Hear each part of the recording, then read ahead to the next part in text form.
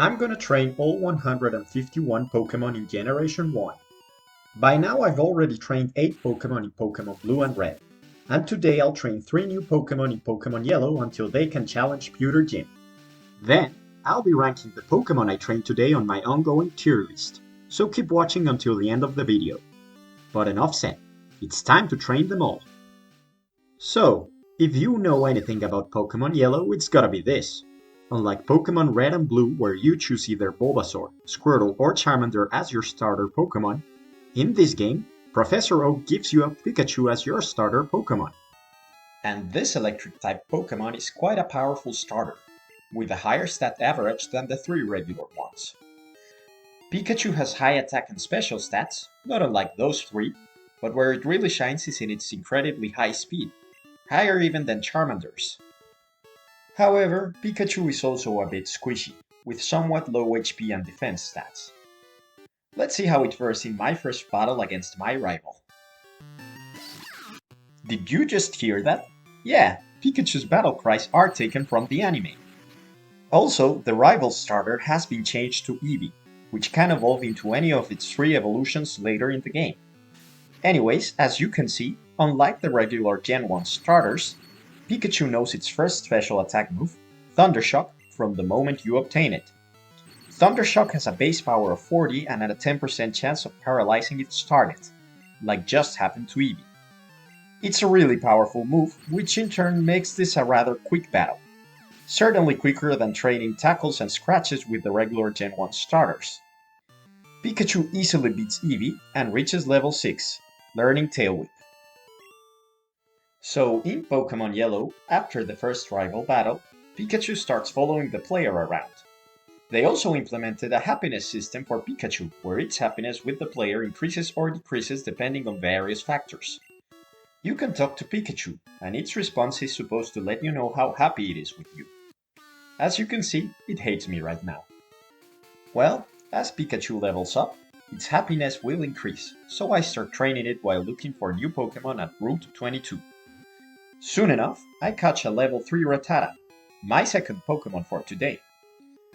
This normal type Pokémon has a good attack stat and a very high speed stat, one of the highest at this stage of the game. However, like Pikachu, it's also a bit of a squishy Pokémon. Both its HP and defense stats are a bit low. Additionally, its special stat is pretty low. At first, it knows Tail Whip and Tackle, but once I train it up to level 7, it also learns Quick Attack. The third Pokémon to join my team is a level 3 Mankey I catch at Route 22. This is actually a change introduced by Pokémon Yellow. You can't catch Mankey in Pokémon Red before reaching Route 5. However, for a reason that will become quite clear once we reach Pewter Gym, they made this fighting-type Pokémon catchable way earlier in Pokémon Yellow. They actually kept this change in the Leaf Green and Fire Red remakes. Now, Mankey has an extraordinarily high attack for an early game Pokémon. Its speed is also really high, with it only being a few points lower than Rattata's. However, its HP stat is average, and its defense and special stats are a bit low. At capture, Mankey knows the moves Scratch and Leer. I keep training all of my Pokémon at Route 22 until they reach level 8, with Pikachu learning Thunder Wave at that level. Now it's time to face my rival once again. First up is my rival's level 9 Spearow, which I can't help but cheese with my level 8 Pikachu. Although I was hoping for a one-hit knockout thanks to type advantage, the first Thundershock still deals a great amount of damage to Spearow, with a second one managing to faint.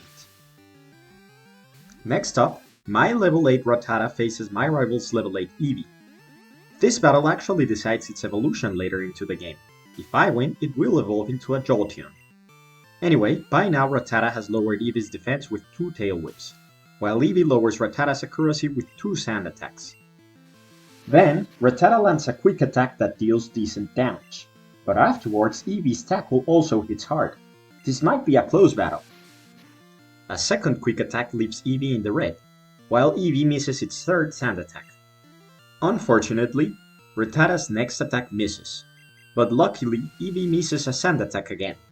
Rattata's next Quick Attack does land, knocking out Eevee and winning this battle.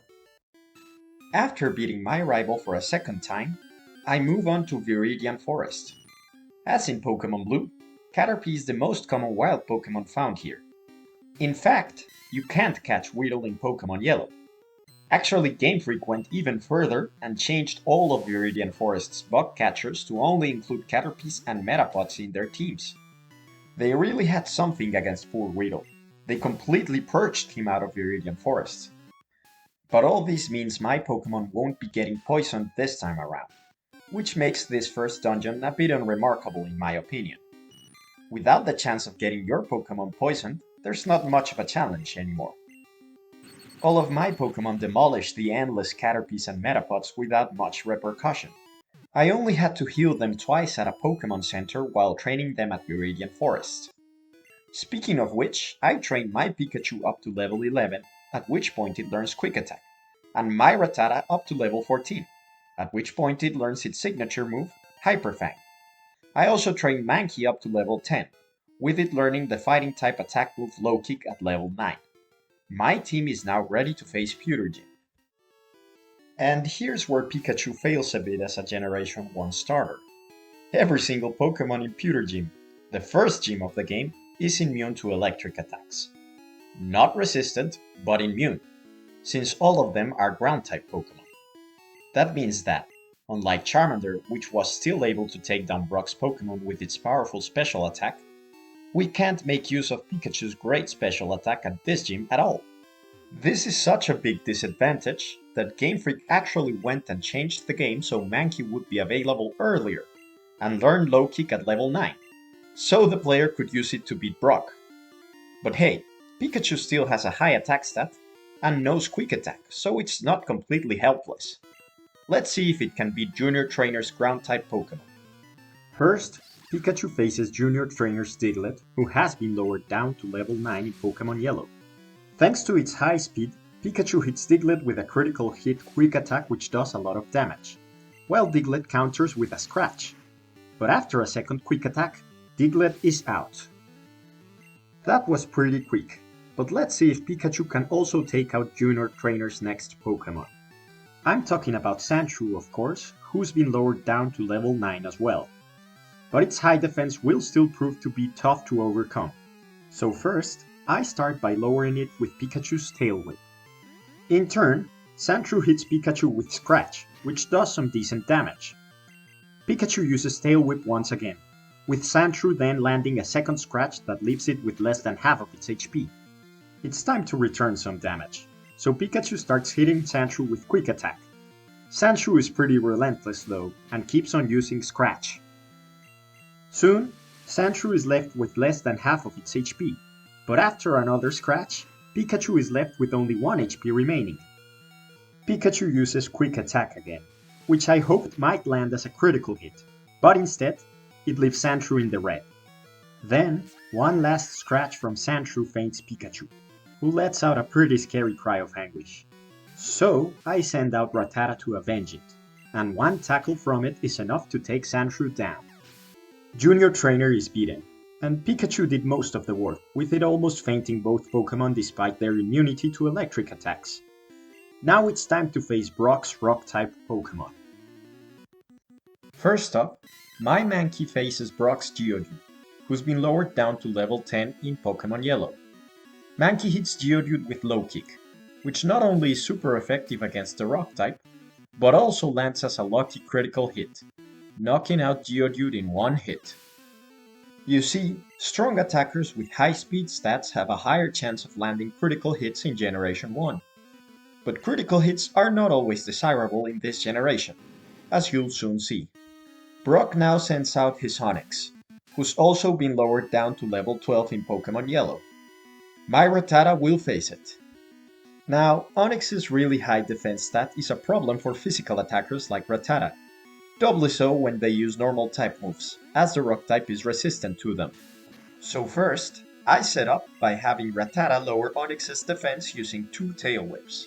Then, Onix uses Bite, which will return any damage Rattata inflicts for the next turns, doubled.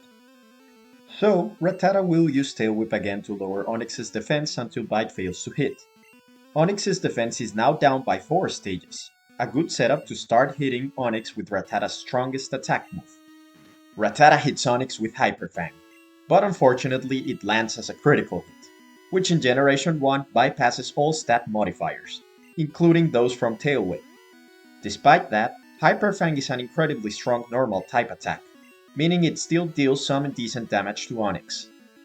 I had previously stated that male Nidoran's Horn attack was the strongest attack at this stage of the game, but I was wrong.